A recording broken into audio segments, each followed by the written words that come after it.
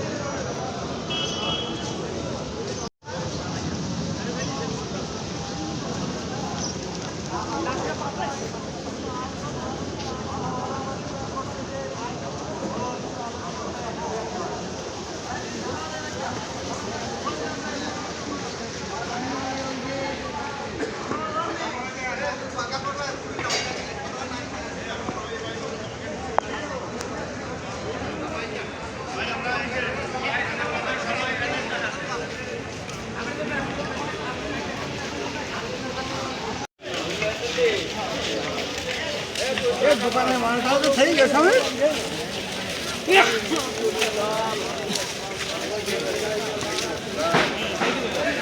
12 থেকে 24 বছর শিক্ষা আছে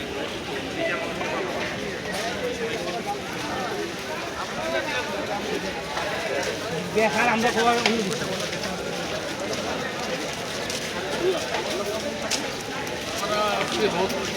আগুন